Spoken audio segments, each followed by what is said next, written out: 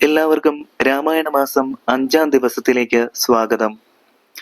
വിശ്വാമിത്ര മഹർഷി അത്യാഹ്ലാദപൂർവം ശ്രീരാമനോട് പറഞ്ഞു, ബാലകന്മാരെ, ഇനി സമയം കളയാതെ നമുക്ക് മിഥിലാപുരിയിലേക്ക് പോയി യാഗവും മഹാദേവ ചാപവും കണ്ടിട്ട് വേഗം അയോധ്യയിലെത്തി പിതാവിനെ കാണാം. ഇങ്ങനെ പറഞ്ഞതിനു ശേഷം അവർ വേഗം ഗംഗാനദി തരണം ചെയ്ത് മിഥിലയിലെത്തി. മുനിശ്രേഷ്ഠനായ വിശ്വാമിത്രൻ ആശ്രമ പ്രദേശത്ത് എത്തിയിട്ടുണ്ടെന്ന് കേട്ടറിഞ്ഞ ജനക മഹാരാജാവ് പരമാനന്ദത്തോടും ഭക്തിയോടും പരിഭ്രമത്തോടും കൂടി പൂജാ സാധനങ്ങളുമായി കുലഗുരുവും ഒന്നിച്ച് ആശ്രമത്തിലെത്തി. അവിടെ ഗുരുപൂജ സന്തോഷപൂർവ്വം നിർവഹിച്ച് ആചാരമര്യാദയോടെ നിൽക്കുന്ന ശ്രീരാമനെയും ലക്ഷ്മണനെയും ജനകൻ കണ്ടു. സൂര്യചന്ദ്രന്മാരെ പോലെ തേജോമയന്മാരായ രാജകുമാരന്മാരെ കണ്ട് ജനകൻ വിശ്വാമിത്രനോട് ചോദിച്ചു, കാമദേവൻ പോലും കണ്ടാൽ വന്ദിക്കത്തക്ക വിധം ലോകൈക സുന്ദരന്മാരായ ഈ കുമാരന്മാർ ആരെന്ന് പറഞ്ഞു തരൂ.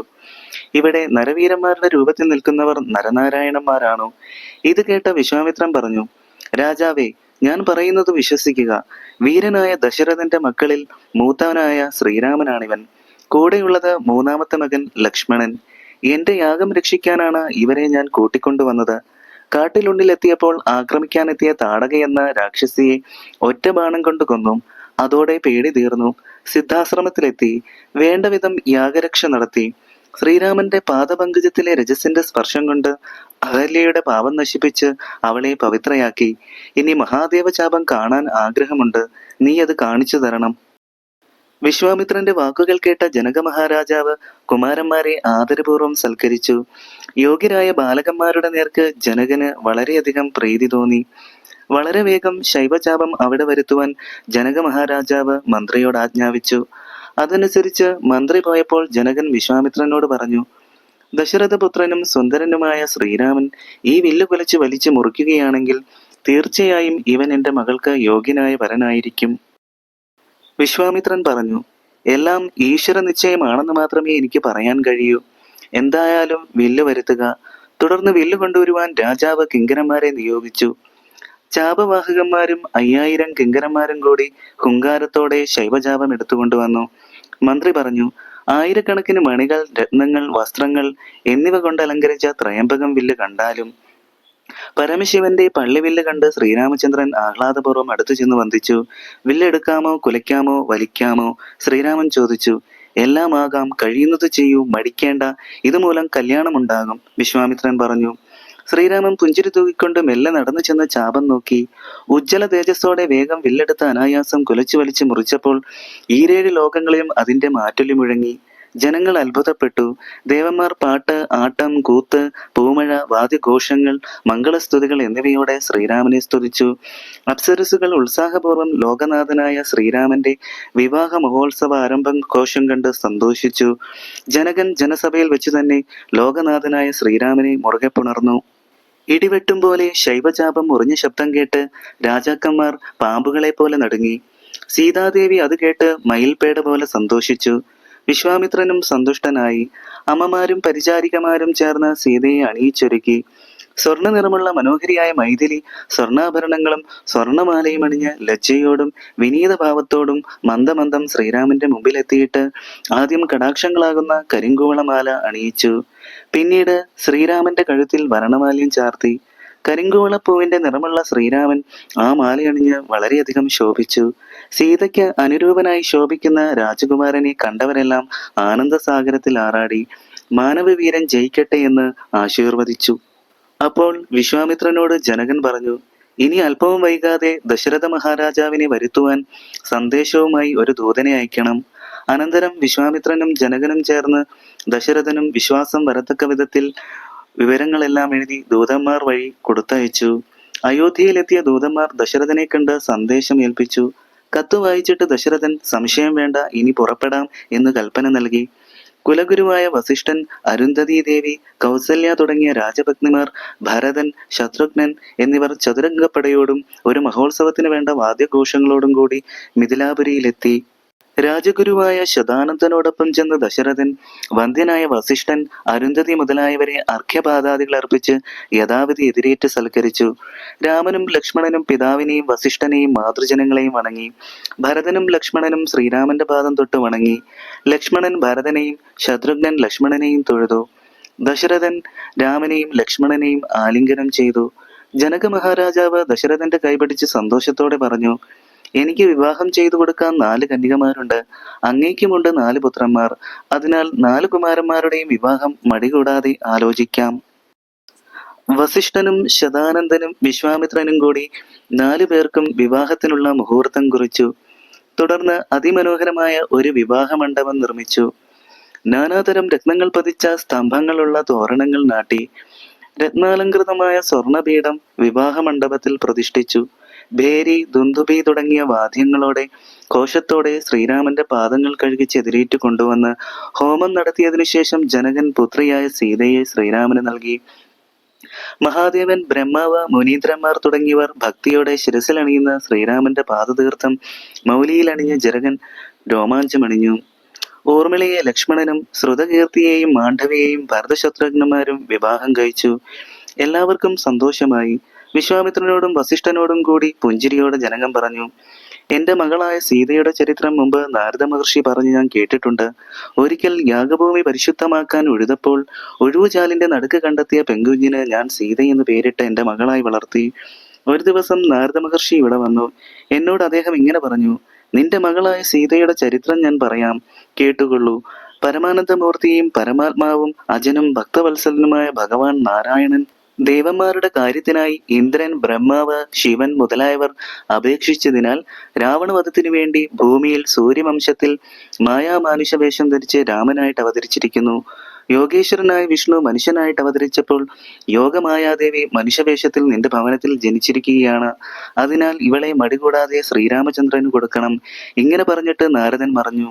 ഭക്തിപൂർവം ഇവളെ ഞാൻ വളർത്തി. സീതയെ എങ്ങനെ ഞാൻ ശ്രീരാമന് നൽകും? ഞാൻ മനസ്സിൽ വിചാരിച്ചാൽ മാത്രം എങ്ങനെ ശ്രീരാമൻ അറിയും? ഇങ്ങനെ വിചാരിച്ചിരിക്കുമ്പോൾ പരമശിവന്റെ അനുഗ്രഹത്താൽ ഒരു ഉപായം തോന്നി. ശൈവജാപം മുറിക്കുന്ന പുരുഷന് എന്റെ മകളെ നൽകുമെന്നൊരു പന്തയം നിശ്ചയിച്ചുകൊണ്ട് രാജാക്കന്മാരെ വരുത്തി. ഉദ്ധത ഭാവത്തോടെ വന്നവരെല്ലാം അതെല്ലാം അടങ്ങി നാണം കെട്ട് മടങ്ങിപ്പോയി. അങ്ങയുടെ അനുഗ്രഹത്താൽ അത്ഭുത പുരുഷനായ ശ്രീരാമനെ തന്നെ ഭാഗ്യം കൊണ്ടിന്ന് ലഭിച്ചു. അനന്തരം കാമകോമളനായ ശ്രീരാമനോട് സസന്തോഷം ജനകം പറഞ്ഞു, ഇന്നെന്റെ മനുഷ്യജന്മം സഫലമായി.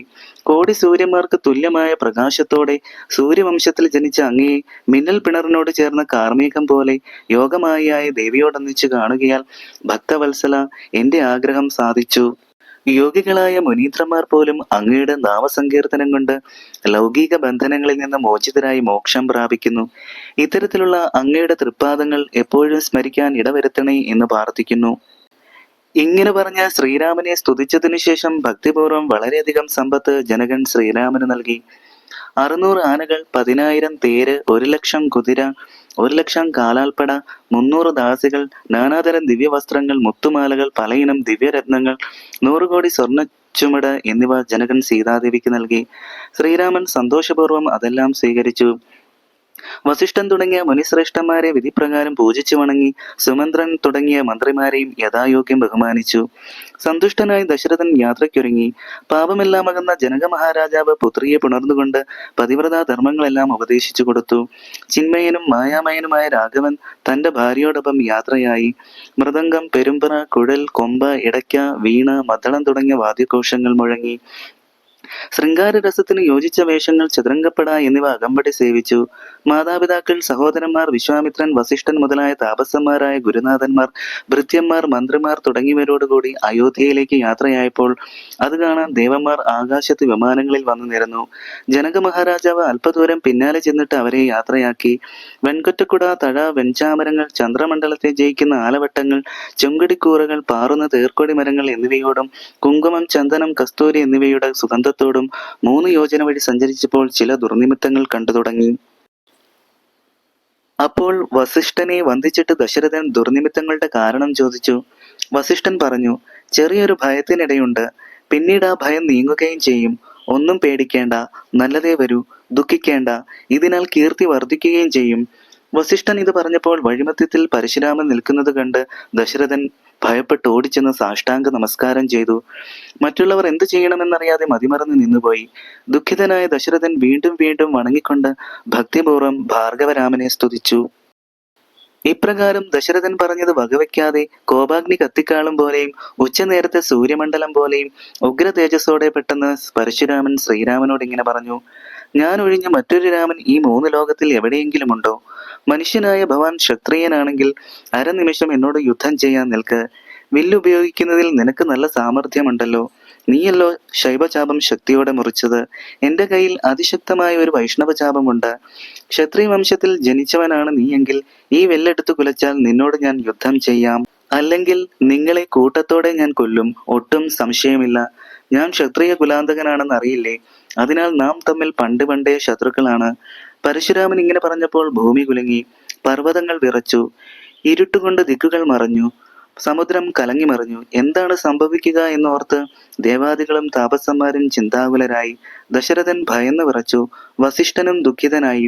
ക്രുദ്ധനായി നിൽക്കുന്ന പരശുരാമനോട് ഒന്നും അറിഞ്ഞുകൂടാത്തവനെന്ന ഭാവത്തിൽ ശ്രീരാമൻ പറഞ്ഞു: മഹാനായ അങ്ങ് കുട്ടികളോട് ഇങ്ങനെ തുടങ്ങിയാൽ അവർക്ക് പിന്നെ ആരാണ് ആശ്രയം? തപോനിധി, സ്വന്തം ആശ്രമധർമ്മവും കുലധർമ്മവും എങ്ങനെ പാലിക്കാനാവും? അങ്ങയുടെ മനസ്സിൽ തോന്നുന്ന കാര്യങ്ങൾക്ക് പിന്നീട് വല്ല മാറ്റവും വരുമോ? അന്ധനായി ബാലൻ എങ്ങനെ ഗുണബന്ധനം ഉണ്ടാകാനാണ്? ആലോചിച്ചു നോക്കിയാലും. ക്ഷത്രിയ കുലത്തിൽ ജനിച്ചെങ്കിലും എനിക്ക് ശാസ്ത്ര അസ്ത്ര പ്രയോഗത്തിൽ വലിയ സാമർഥ്യമില്ല. ശത്രുവെന്നും മിത്രമെന്നും ഉദാസീനൻ എന്നുള്ള ശ്വേതചിന്തയോ ശത്രു സംഹാരത്തിനുള്ള ശക്തിയോ എനിക്കില്ല. കാലകാലനായ ശിവന് പോലും അങ്ങയുടെ തീരുമാനം ലംഘിക്കാൻ കഴിയുകയില്ല. എന്തായാലും വില്ലിങ് തരിക, കഴിയുന്നതും അത് കുലയ്ക്കാം. ഇല്ലെങ്കിൽ അങ്ങേക്ക് വിരോധം തോന്നരുത്. ശ്രീരാമൻ പുഞ്ചിരിയോടെ ആദരപൂർവ്വം വില്ലു വാങ്ങിച്ചു നിന്നപ്പോൾ 14 ലോകങ്ങളിലും ഒരു ദിവ്യ തേജസ് നിറഞ്ഞു കാണപ്പെട്ടു. ഒരു പ്രയാസവും കൂടാതെ വില്ല് കുലച്ചൊരു ബാണം തൊടുത്തിട്ട് പരശുരാമനോട് ചോദിച്ചു: ദയാനിധി, എന്റെ ശരം നിഷ്ഫലമാവുകയില്ല ഭാർഗവരാമ. ഈ അമ്പിന് ലക്ഷ്യം കാണിച്ചു തരണം. ശ്രീരാമന്റെ വാക്കുകൾ കേട്ട പരശുരാമൻ വളരെ സന്തോഷത്തോടെ ഇങ്ങനെ പറഞ്ഞു: ലോകനാഥ, അങ്ങ് ദശരഥപുത്രനായി അവതരിച്ച സാക്ഷാൽ മഹാവിഷ്ണു തന്നെയാണ്. എന്നിലുണ്ടായിരുന്ന വൈഷ്ണവ തേജസ്സെല്ലാം നിന്നിൽ സമർപ്പിക്കാനാണ് ഈ വില്ല് നിന്റെ കയ്യിൽ തന്നത്. ബ്രഹ്മാദിദേവന്മാർ പ്രാർത്ഥിച്ചിട്ടുള്ള സകല കാര്യങ്ങളും നിന്റെ മായാബലം കൊണ്ട് സാധിക്കുക. അങ്ങ് ലോകസാക്ഷിയും ലോകമെങ്ങും നിറഞ്ഞിരിക്കുന്നവനുമായ വിഷ്ണു ഭഗവാൻ തന്നെയാണ്. ഇന്ന് എന്റെ ജന്മം സഫലമായി. ഇത് കേട്ട് ശ്രീരാമൻ പരശുരാമനോട് പറഞ്ഞു: ഞാൻ സന്തുഷ്ടനായി. അങ്ങ് വിചാരിച്ചതെല്ലാം ഞാൻ അങ്ങേക്ക് നൽകിയിരിക്കുന്നു. സംപ്രീതനായ പരശുരാമൻ ശ്രീരാമനോട് പറഞ്ഞു: എന്നെപ്പറ്റി കുറച്ചെങ്കിലും കാരുണ്യമുണ്ടെങ്കിൽ അങ്ങയുടെ പാദപത്മങ്ങളിലും പാദഭക്തന്മാരിലും എനിക്ക് എപ്പോഴും ഭക്തി ഉണ്ടാകാൻ അനുഗ്രഹിക്കണം. കാരുണ്യനിധിയും മാധവനും രഘുപതിയുമായ ശ്രീരാമ, അങ്ങേ സ്തുതിച്ച് ഞാൻ ചൊല്ലി ഈ സ്തോത്രം ഭക്തിപൂർവ്വം ജപിക്കുന്ന മനുഷ്യന് ഭക്തനായ തത്വജ്ഞാനിയായി തീരണം. മരണസമയമാകുമ്പോൾ അങ്ങയുടെ പാദാംബുജങ്ങൾ സ്മരിക്കാൻ അനുഗ്രഹിക്കണം. അങ്ങനെയാവട്ടെ എന്ന് ശ്രീരാമൻ അനുഗ്രഹിച്ചു. അനന്തരം പരശുരാമൻ ശ്രീരാമനെ വലം വെച്ച് താണുവണങ്ങി സന്തോഷത്തോടെ മഹേന്ദ്ര പർവ്വതത്തിലേക്ക് പോയി. അങ്ങനെ രാമായണ മാസം 5-ാം ദിവസത്തെ രാമായണ കഥ ഇവിടെ പൂർണ്ണമാകുന്നു. ഇത് അധ്യാത്മ രാമായണെ ഉമാമഹേശ്വര സംവാദെ ബാലകാന്ഡം ഇവിടെ സമാപിക്കുകയാണ്. എല്ലാവർക്കും നന്ദി, നമസ്കാരം.